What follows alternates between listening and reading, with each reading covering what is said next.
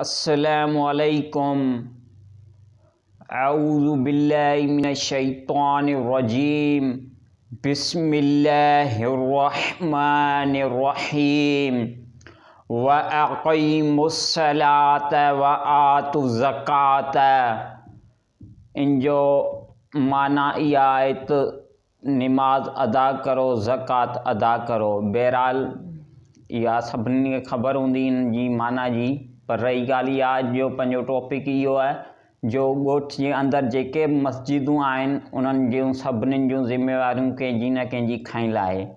पर हिकिड़ी निगेटिव सोच हूंदी आहे, चवंदा आहिनि ही फ़िलाणी मस्जिद फ़िलाणे माण्हू जी आहे। हालांकि ईअं कान हूंदो आहे। लाज़मी को बि माण्हू हुजे उनजो हू अगरि उन मस्जिद जो संभालंदो ना त माण्हू उन मस्जिद में लाज़मी केॾीमहिल नंढिड़ो ॿारु खणी ईंदा आहिनि, केॾीमहिल छा, केॾीमहिल उहो नंढिड़ो ॿारु पेशाब कंदो आहे। या कई हवाला अहिड़ा हूंदा आहिनि जिन जे बारे में हुनखे ज़िम्मेवारी अदा करणी हूंदी आहे। अगरि जे 5 रुपया खुटिया त हू पंहिंजे घरां भरे बि ॾींदो आहे, या बिल वग़ैरह में, या कई मामलनि में पेशमाम जी पघार में, या अहिड़नि कई हवालनि सां।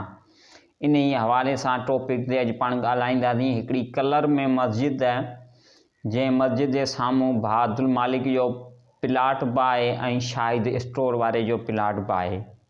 उन मस्जिद जी ज़िम्मेवारी असल में मुंहिंजी मदर जी आहे। छाजे करे उन शुरू खां इहो अहद कयो त हीअ मस्जिद आऊं माना ठाराहींदसि जेको मूंखां पुॼी सघियो, ऐं ॻोठ जे माना जेके बि ख़वातीनूं आहिनि, भेणूं माइरूं, उन्हनि ॾे वेंदी आहे मुंहिंजी मदर अक्सर, ऐं उन्हनि खां चंदो वठंदी आहे। जेको थी सघंदो आहे सो हू ॾींदियूं आहिनि, अलाह जो शुक्र आहे। ऐं हर महीने हू ॾींदियूं आहिनि, ऐं कुझु भाइर अहिड़ा बि आहिनि जेके ॾींदा आहिनि, अलाह जो शुक्र आहे। पर बहरहाल मुंहिंजो चवण जो मक़सदु इहो आहे, ऐं हुन मस्जिद जी अञा छित बि आयल कान्हे। ऐं जेको बि तव्हां खां पुॼी सघे हुन मस्जिद जे बारे में ॾियो, ऐं बराए महिरबानी प्लीज़ ॾियो। हीअ ना कंहिंजे घर जो कमु आहे, ना छा, ही अलाह जे घर जो कमु आहे। ज़िमो अलाह साईं पंहिंजे घर जो पाण खयो आहे, पर बहरहाल इंसाननि जे हवाले कुझु कयो आहे। तंहिं करे प्लीज़ इन जे मामले में कुझु ख़्यालु करो। ऐं हू कलर में मस्जिद आहे, ॾिसी बि तव्हां सघो था अब्दुल मालिक जे प्लाट जे साम्हूं, शाहिद स्टोर वारे जे साम्हूं, प्लाट जे साम्हूं।